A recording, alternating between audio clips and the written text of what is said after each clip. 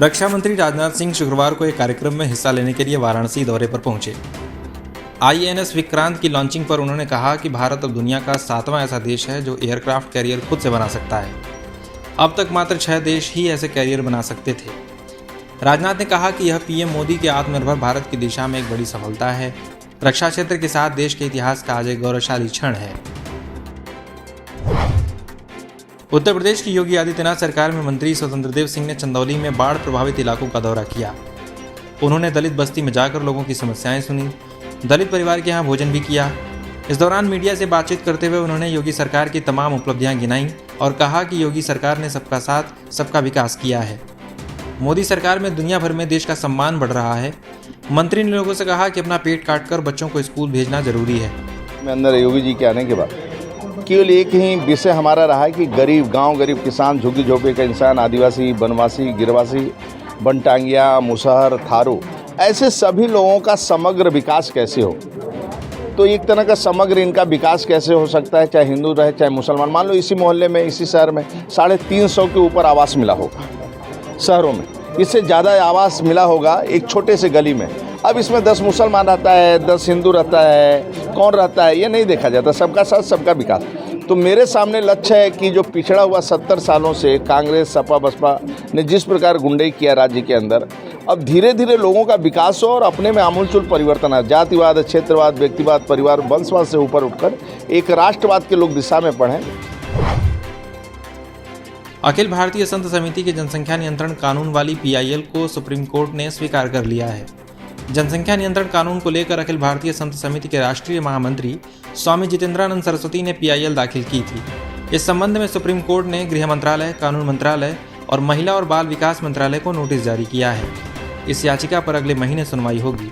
सीमित संसाधन और सीमित जनसंख्या और संसाधनों पर पहला हक तथा कथित अल्पसंख्यकों का, ये कुछ ऐसे प्रश्न हैं जो भारत में बेरोजगारी, अशिक्षा के मूल कारण हैं। माननीय उच्चतम न्यायालय को मैं धन्यवाद देता हूं कि हमारे मुकदमे में उन्होंने केंद्र सरकार को नोटिस जारी किया कि भारत की जनसंख्या नीति क्या है और भारत का संविधान क्या बहुसंख्यक वर्ग के मानने के लिए है अथवा ये देश के प्रत्येक नागरिक पर लागू होता है।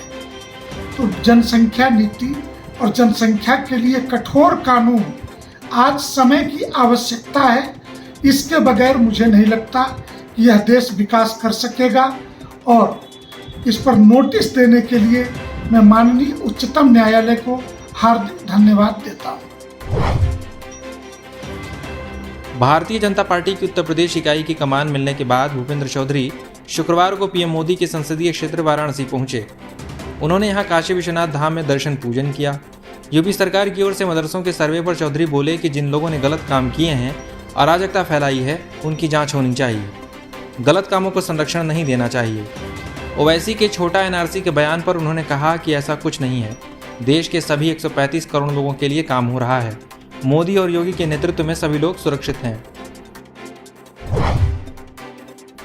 मऊ के घोसी से पूर्व सांसद रहे हरिनारायण राजभर ने ओम प्रकाश राजभर को मुख्तार अंसारी का शूटर बताया है। उन्होंने कहा कि ओम प्रकाश राजभर जाति का नहीं है बल्कि BR जाति का है। फिर भी उसने राजभर समाज के वोटों की ठेकेदारी की और पैसा कमाया है। उन्होंने कहा कि OP राजभर ने राजभर समाज को धोखा दिया है। वह बुढ़ऊ नाच का जोकर है और जोकरगिरी करता था। उसके बाद टैक्सी चलाई और फिर शूटरगिरी का काम करने लगा। पार्टी को ब्लैकमेल किया है। हम तो आपको बता दें, ये तो मुख्तार अंसारी का शूटर था और ये जो है बुढ़ऊ नाच का जोकर भी रहा। उसमें जोकराई करता था, उसके बाद टैक्सी चलाया, उसके बाद फिर शूटराई किया, मुख्तार अंसारी के साथ जुड़ गया। जब इसने देखा कि हम अब कानून के नज़रों में एक अपराधी के रूप में आए हैं, तो फर्द पार्टी बना करके इन्होंने घरों को चूकाने लगा, बना करके बेचा करेंगे। ये इसकी स्थिति है।